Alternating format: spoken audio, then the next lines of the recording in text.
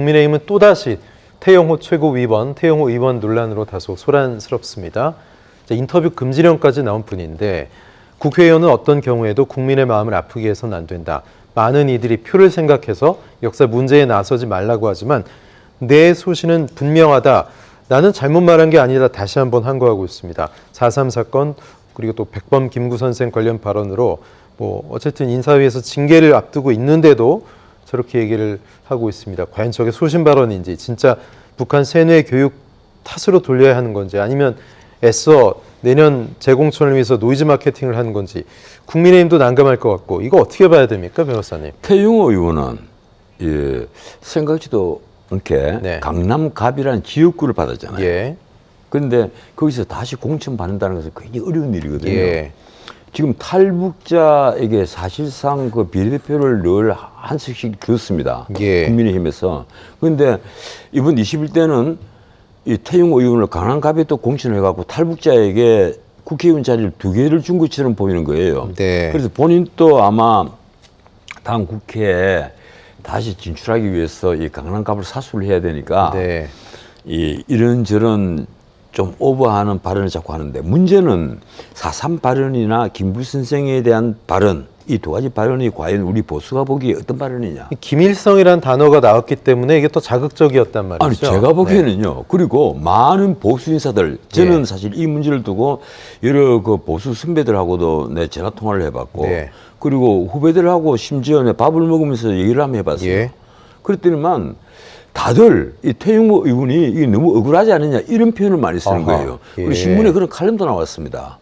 그 동아일보에는 김순덕 대기자가 그런 칼럼을 썼고 다른 신문에는 기자 있는 뭐 이런 식으로 해서 그런 칼럼까지 나왔는데 자 4.3 사건만 하더라도 그렇습니다. 이게 김일성이가 배후에 있다.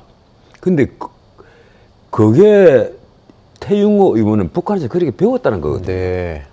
우리는 가령 김대중 대통령, 김대중 정부 때 이 4.3 사건을 실제 조사를 정부 차원에서 처음 조사를 한 거잖아요. 했었죠. 그 조사를 하면서 이게 노동당, 노동의 남노당의 폭동이지만 여기에 이 진압하는 과정에서 선량한 제주도민들이 많이 희생됐다. 이게 이제 하나의 줄거리입니다. 그런데 김일성이 배후에 있느냐 없느냐. 김일성이 배후라는 표현을 했다가 지금 난리가 나버린 거거든요. 그리고 두 번째, 김구 선생이 김일성에게 이용을 당했다. 이건요, 우리 시대 때 이 김구를 가지고 공부를 했던 분들, 저를 포함해서 이 김구를 공부했던 사람들은 김구가 김일성에게 이용당했다. 그렇게 알고 있는 분이 굉장히 많이 있습니다. 저도 그렇게 알고 있고요. 제 역사 지식도 그렇습니다. 일정 부분 김일성에게 이용당한 부분이 있다. 보는 시각에 따라 다르겠지만 아예 없는 말이 아니다 이렇게 보시는군요. 그렇죠. 아니 우리 시대도 그렇게 배운 사람들이 굉장히 많아요. 실질적으로 책에 그렇게 많이 나와 있고 신문에 그렇게 보도가 됐고 그런 자료들이 많이 나와 있고 지금도 그런 자료들이 있습니다. 변호사님 개인적인 생각이신 겁니다. 그렇죠? 예, 물론 제 개인적인 생각입니다만은 그렇게 알고 있는 사람들이 우리 보수 쪽뿐 아니라 나이 드신 분들이 굉장히 많이 있다는 거예요. 그리고 태영호는 북한에서 그렇게 배워온 겁니다. 그렇게 알고 있는 거예요. 그래서 그런 말을 했다고 해서 이것이 가령 엄청난 설화다 하는 것은 나는 그렇게 설화라고 여기는 분들이 좀 오버액션 아니냐 저는 그렇게 봅니다. 그렇게 보시는군요. 그럼 태영호 최고위원뿐만이 아니고 조수진 의원도 그렇고 또 이 김재원 최고위원도 그렇습니다. 어쨌든 당에서 징계를 하긴 해야 될 텐데 두 최고위원에 대해서 중징계를 하자니 최고위 지도부가 2명이나 이탈을 하게 되고 또 경징계를 하자니 국민 여론이 무섭고 고민이 깊을 것 같습니다. 아니요, 저는 그 김재원 의원에 대해서는 아마 그 중징계 쪽으로 나가겠죠. 그러면서 내년 총선 출마도 제한되는. 그분이 그 지금까지 한 발언들은 사실 문제가 굉장히 있는 얘기예요. 정광훈 목사 관련. 특히 정광훈 목사와 관련돼서 뭐 보수를 천하 통일했다느니부터 시작해서 온갖 얘기들을 한 데 대해서는 어떤 의미에서 이 최고위원으로서 좀 경망스럽다고 할까.